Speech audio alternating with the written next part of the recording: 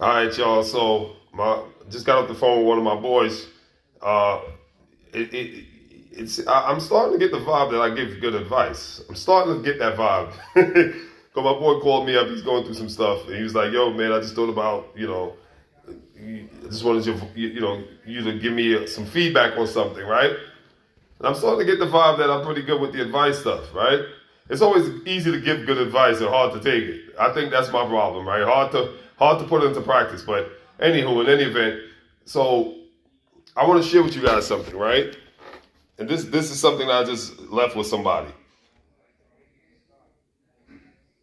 The monsters that we're facing in our lives, the monsters, we created them.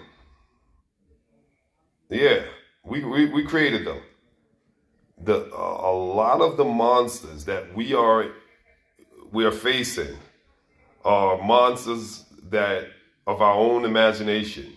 They have crept out of our own imaginations. They've leaked out of our own imagination. And yeah, I really genuinely believe that. I genuinely believe that a lot of the phantoms, the ghouls, ghosts, and goblins that we face and encounter in life, right? They all crept out of our own imagination, right? They've leaked out of our subconscious mind. But here's the thing: we don't we didn't see them come out. Like they were subtle. And here's why I say they were subtle. In the book of Genesis, I believe it's chapter 3, where it talks about the serpent, the tree of the knowledge of good and evil, and Eve. Let me explain something to you. First of all, it's all allegorical. None of it is literal. It's metaphoric. It's allegory. It's parable. God said that in the book of Genesis, it says that the serpent was the most subtle creature that God created, most subtle. And the word subtle means unrecognizable, right? Something that you don't see. It's unrecognizable. It's inconspicuous. It's not obvious. Subtle. And serpent, when you study the word serpent, you do the etymological research on serpent, and you do the ancient Egyptologist research on serpent. Serpent represents good and evil. It represents, in ancient Egyptians, the serpent represented both good and evil. And the reason for that is because obviously if the serpent bit you with poison, you could die. But snakes, which serpents, shed their skin. And the shedding of the skin is rebirth. And rebirth is newness.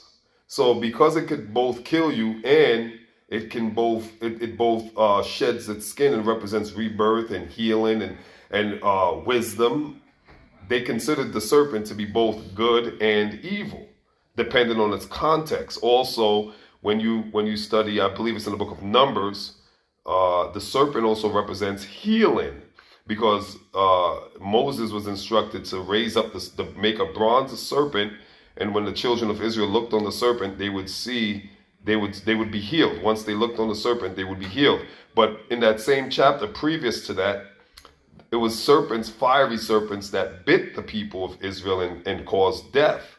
So there you see serpents killing the children of Israel, and then serpents healing the children of Israel. So if you look at the whole, just throughout history, serpents always connotated healing. They connotated evil. In the Garden of Eden, in that context, it was evil because it seduced Eve into sinning and falling and all that. So the serpent carries both good and evil depending on the context, right? If you study any kind of ancient text. So why am I using that? Why am I bringing that up? Because now the question is, where is the serpent? Right? If the serpent represents good and evil, okay, that's cool, but where is the serpent, and what is the serpent? We know what it represents, but what actually is it? We know it's not literal. So, well, what the serpent is in you and I, in terms of like humanity, the serpent, it runs up and down our spinal cord. The serpent sits at the base of our spinal cord, and it moves up and down our spinal cord, right? It slithers up and down our spinal cord because it's an energy in terms of like application to us. It's an energy that runs up and down our spinal cord. Here's some more proof of that. Moses was told to throw down his rod. In Exodus, God told Moses, throw the rod down on the ground. And when Moses threw down his rod, it turned into what? A serpent. And it ate up Pharaoh's magicians' serpents or snakes. The rod that Moses had in his hand represents your spinal cord, right? Stay with me here. Because the rod, or a king's rod or a king's staff, represents his power and it represents authority, right? A rod, in terms of your physiology, is your spinal cord. Your spinal cord is your strength. You don't believe me? Slip a disc, herniate a disc, and see what happens to you, right? So your spinal cord represents your strength. That's why people will say he has no what? Backbone, right? Have a backbone. Straighten out your back, right? Because your spinal cord represents your dominant strength. It's your power, it's your strength, your spinal cord, right? And like I said, if you don't believe that, slip a disc and you'll see exactly what I mean. So Moses' rod represents the spinal cord, right? Because it's an allegory.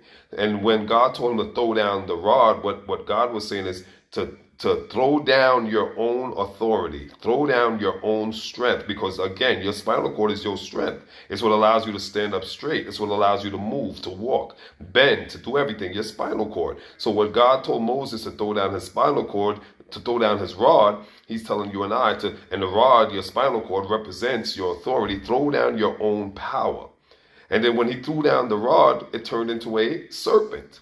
So we're seeing the serpent is, or allegorically speaking, represents your spinal cord in your body physiologically, which is not your literal spinal cord. It's again a representative, and it represents the energy that flows up and down your spinal cord. Stay with me. The energy that flows up and down your spinal cord. Now, that energy, again, it can be both positive and negative. It's actually both, because physiologically, you have two forces that runs up and down your spinal cord, which is called the Ida and the Pingala, right? Which is magnetic and electric, electromagnetic, magnetic, electric, electromagnetic. And these are two energies, and the electric is governed by the sun, and the magnetic governed by the moon.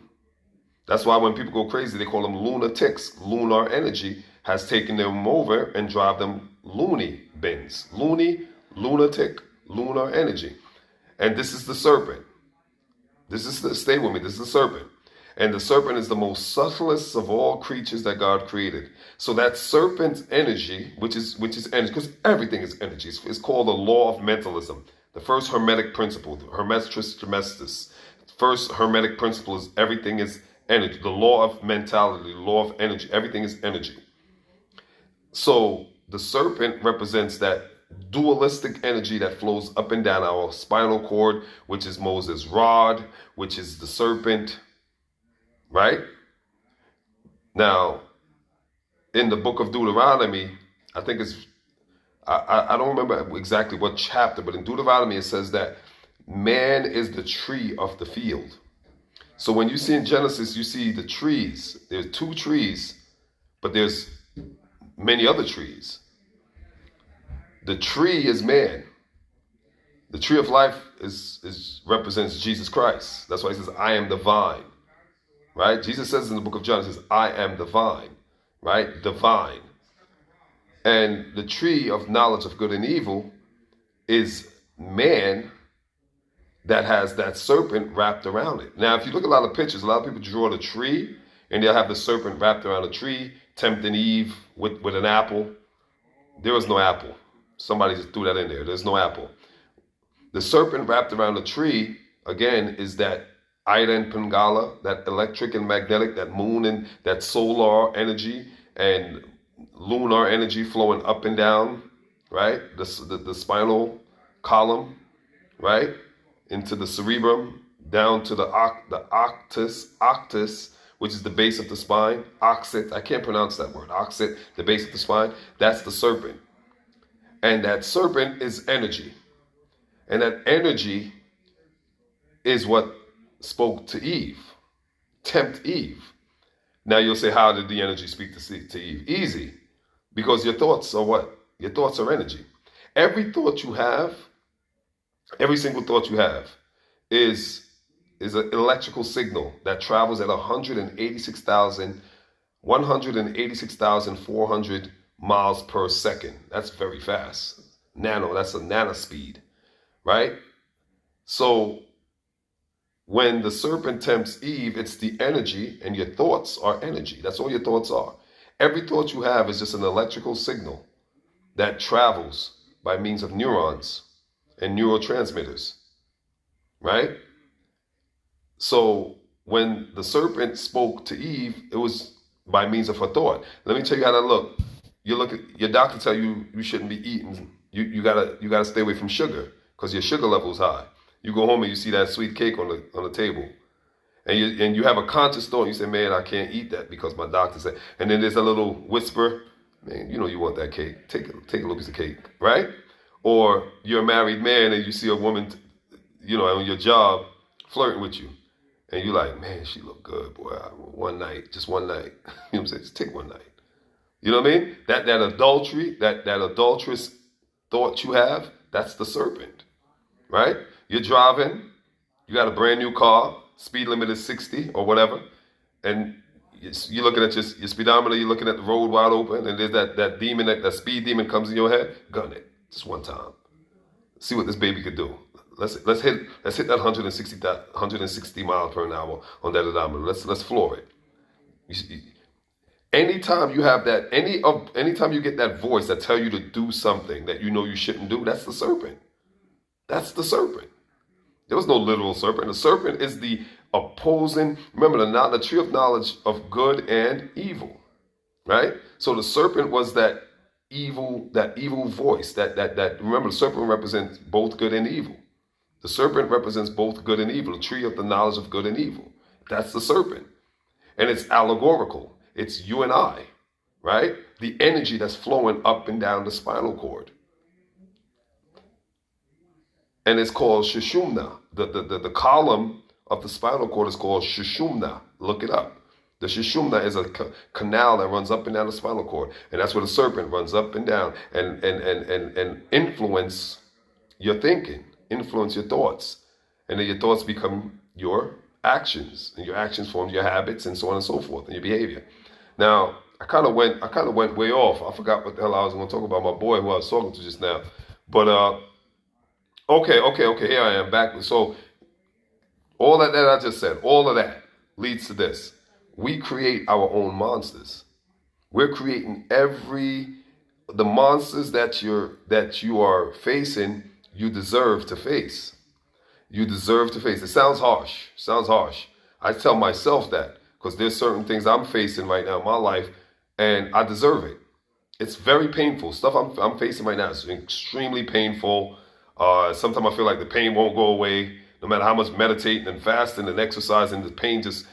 But what keeps me sane is I remind myself that I created this pain. Therefore, I deserve this pain. I'm a firm believer that if you commit a crime, you deserve whatever the punishments may come. If you work hard and you make $1 million, $2 million, $3 million, you deserve the rewards because you've put the work in. You see what I'm saying? I'm one of those people that believe if you work hard, you should enjoy. Nobody should condemn you. You shouldn't have to pay more taxes because you got up at 5 a.m. and started your business and everybody else slept till 8, 9 o'clock. Then no, if you got out of bed 4 hours before everybody and you're making the money, millions, you shouldn't have to be taxed more. I'm on Wall Street. I'm a businessman. I believe in free market capitalism. And if you work hard, that's like, because this is some of the stuff I've encountered. That's like having a classroom of students, right? And you have 30 students and 5 students stay home every Friday night and study, every Saturday night and study, every Sunday night and study. And the other 25 students, they're out playing, having fun, going to parties, whatever. And test day come, and those 5 students got 100. All 5 of them got 100. The rest of the class got like 60, 70, 80. And so that you don't offend or hurt the feelings of the other 25, you punish the 5 by saying, hey, you guys, I can't give you 100. I got to give you guys like a 90. Because if I give you guys 100, the other 25, they're going to feel bad. They're going to feel, jealousy. They're going to feel, that makes no sense, right? So you don't punish people who work hard, people who go the extra mile,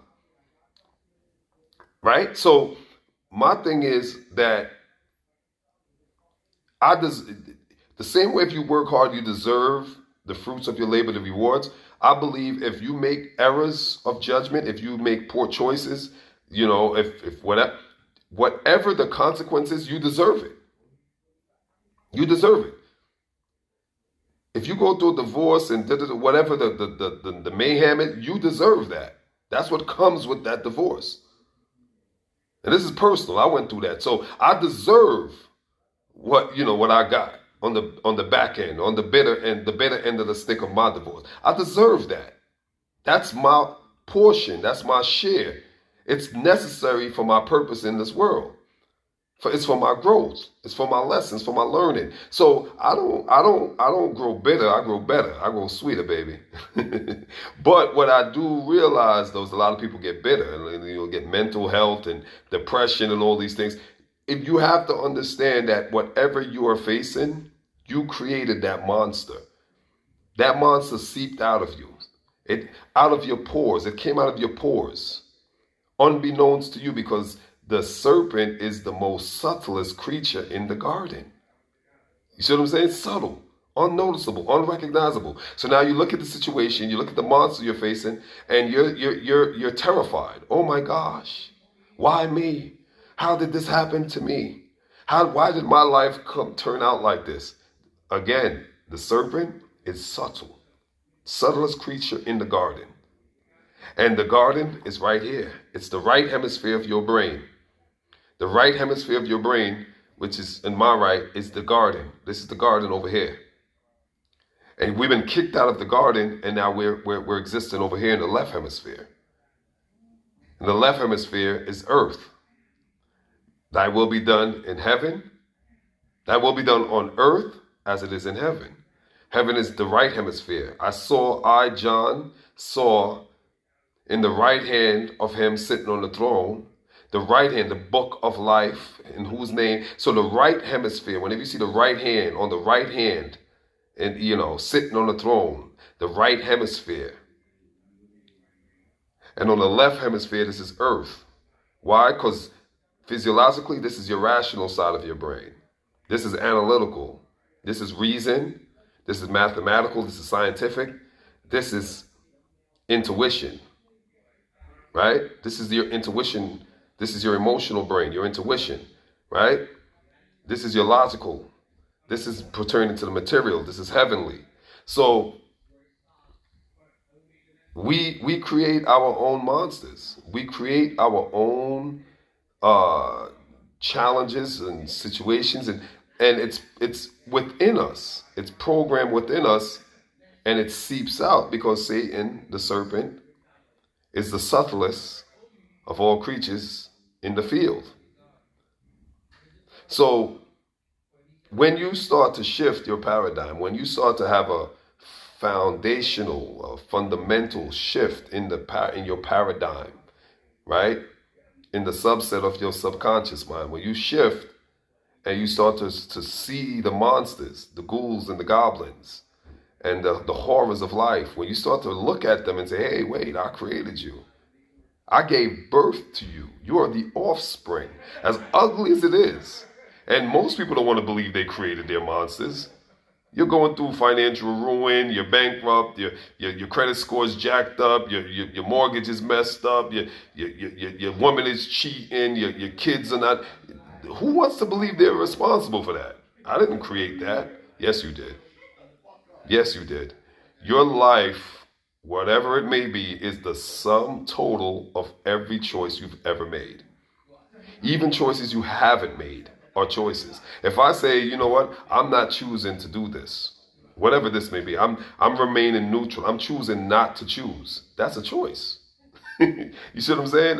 See, in the quantum realm, the laws in the quantum physics, in the quantum realm, the laws are wacky. 2 plus 2 equals 6 in quantum physics.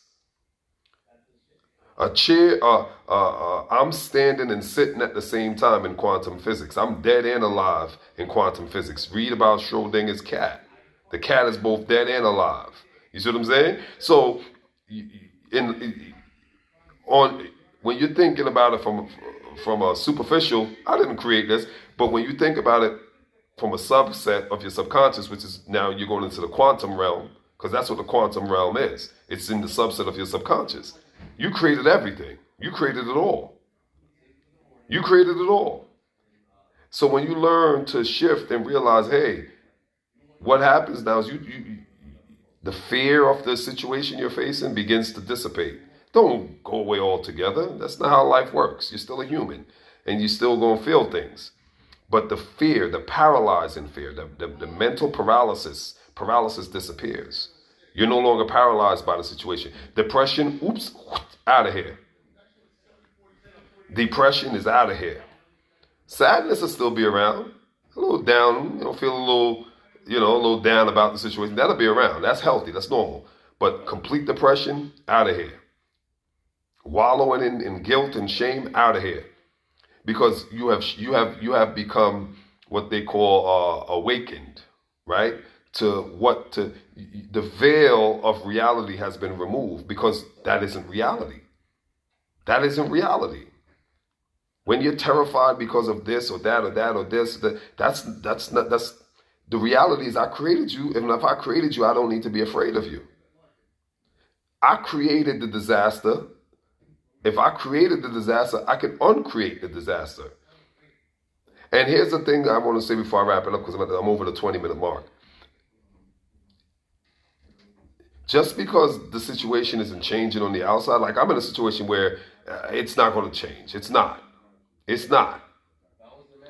It's not going to change the situation I'm in, right? But here's how it will change. I change. See the difference? The situation don't need to change. I created it. So how I change the situation? I change me. What I mean? I changed the way I see the situation. It's no longer it's no longer a negative. I changed it. It changed. The situation therefore changed. Not externally, it changed internally. And if it changed internally, then externally it has to change as well. Even if externally it never changes. You see how I'm confusing the hell out of myself and you? Externally it never changes. Internally it changed. If it changed internally, then it changed externally, even though externally it never changed. That's confusing, isn't it? I'm going to say it one more time real slow. The situation externally never changes, but I change internally. Therefore, because I change internally, the situation externally changed. But the situation externally still did not change. I'm going to say it one more time. The situation externally does not change. The situation within me internally has changed. Because I changed internally, the situation externally has changed, even though the situation externally remains the same. That's quantum physics for your ass. But that's how it works. That's how it works, folks. It's not about, so don't be tricked by your five senses. Your five-based